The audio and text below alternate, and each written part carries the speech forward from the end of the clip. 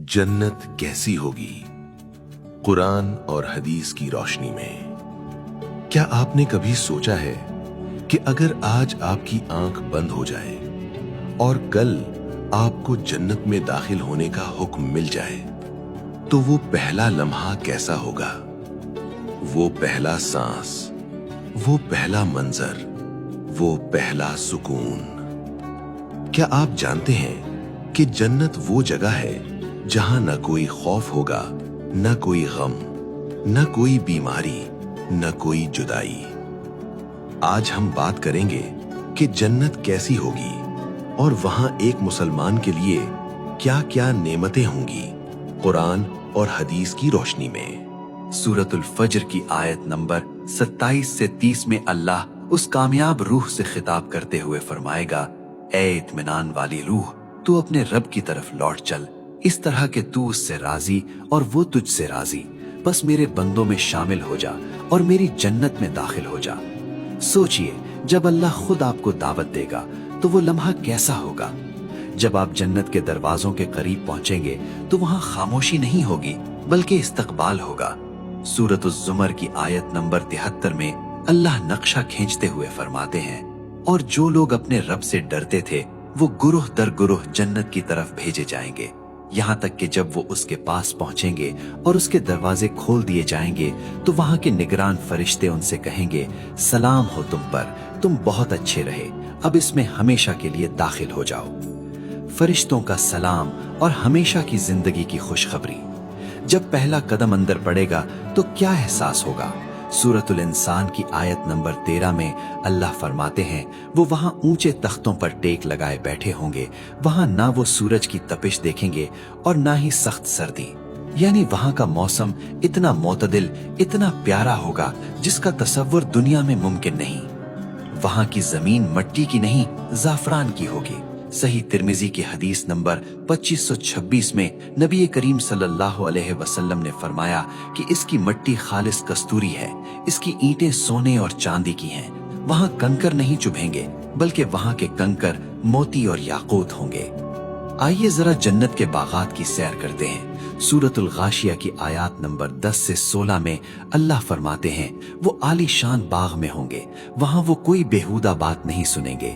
इसमें बहते हुए चश्मे होंगे, इसमें ऊंचे ऊंचे तख्त होंगे और आप खुरे रखे हुए होंगे और गांव तकिए कतार में लगे होंगे और नफीस मसनदें बिछी हुई होंगी।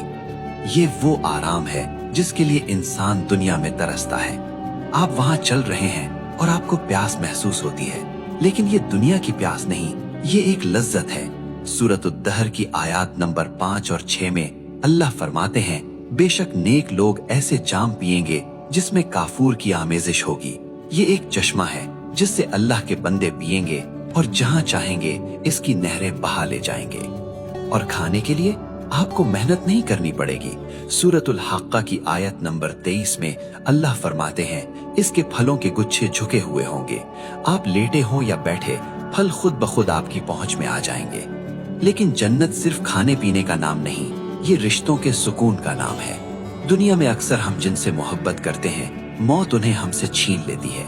माँ बाप चले जाते हैं, औलाद बिछड़ जाती है, लेकिन सूरत तौर की आयत नंबर 21 में अल्लाह ने वादा किया है कि जो लोग ईमान लाए और उनकी औलाद ने भी ईमान में उनका साथ दिया, हम उनकी औलाद को उनके साथ मिला देंगे।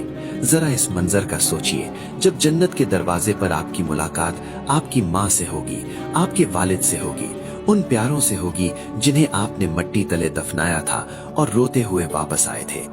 वहां कोई जुदाई नहीं होगी, हमेशा का साथ होगा। वहां कोई गम नहीं होगा, कोई उदासी नहीं होगी। सूरतुल फातिर की आयत नंबर 34 में जन्नतियों के पहले कलिमात क्या होंगे? वो कहेंगे, तमाम तारीफें उस अल्लाह के लिए हैं जिसने हमसे गम को दूर कर दिया। बेशक हमारा रब बख्शने वाला और कदरदान है। सोचिए, वो गम जो आपके सीने पर बोझ बना रहता है, वो फिक्र जो आपको सोने नहीं देती, वहां हमेशा के लिए खत्म हो जाएगी।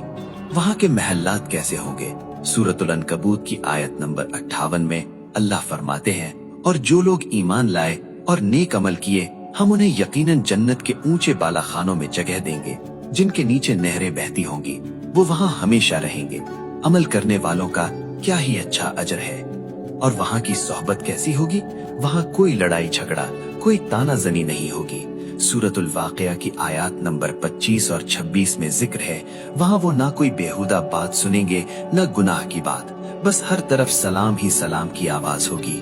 लेकिन दोस्तों, ये सब नेमतें, ये महलात, ये नहरें, ये सोने के कंगन, ये रेशम के लिबास, ये सब एक तरफ, और एक नेमत ऐसी है जो इन सब पर भारी है। वो जन्नत का सबसे बड़ा दिन होगा, वो दिन जब पर्दे हट जाएंगे।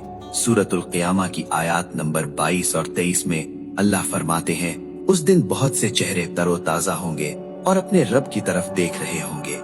सही मुस्लिम की हदीस नंबर 181 में रसूलुल्लाह सल्लल्लाहु अलैहि वसल्लम ने इस लम्हे की तफसील बताई। आपने फरमाया, जब जन्नती जन्नत में जा चुकेंगे तो अल्लाह पूछेगा, मेरे बंदो, क्या तुम कुछ और चाहते हो? वो कहेंगे, या अल्लाह, आपने हमारे चेहरे रोशन कर दिए, हमें जहन्नम से बचा लिया, अब और क्या बाकी है? तब अल्लाह ताला अपने और बंदों के दरमियान से नूर का पर्दा हटा देगा।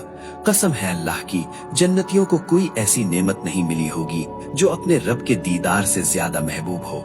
वो रब जिसको बिन देखे सजदा किया, वो रब जिसके लिए रातों को रोकर रोए, वो रब जिसके खौफ से तन्हाई में भी गुनाह छोड़ दिए, आज वो रब आपके सामने होगा, बिला हिजाब होगा। तो मेरे भाइयों और बहनों, ये जन्नत कोई अफसाना नहीं है, ये वो हकीकत है जो कल आपके साथ पेश आने वाली है। लेकिन सवाल ये है कि इस आलीशान घर के लिए हमने कोई कीमत अदा की है? अल्लाह ताला सूरतुल आल इमरान की आयत नंबर 133 में हमें पुकार कर कहते हैं, और अपने रब की मग़फ़िरत की तरफ दौड़ो, और उस जन्नत की तरफ जिसकी चौड़ाई आसमानों और जमीन के बराबर है, जो मुत्तकियों के लिए तैयार की गई है।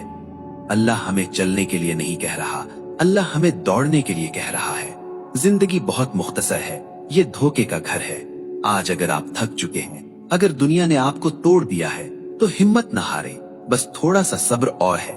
अपनी नमाजों की हिफाजत करें, कुरान से रिश्ता जोड़ें और अल्लाह से इस जन्नत का सवाल करें।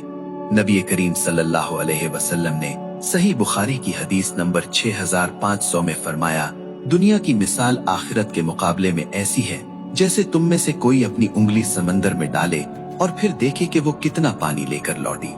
ये दुनिया सिर्फ इस एक कतरे की तरह है और जन्नत वो पूरा समंदर है। कतरे के लिए समंदर को मत छोड़ें। आइए आज अभी इसी वक्त नियत करें कि हम अपनी बाकी जिंदगी इस जन्नत को पाने में लगा दें। अल्लाह हम सबको जन्नतुल फिरदौस में हमारे वालिदैन और प्यारों के साथ इकट्ठा फरमाए। आमीन।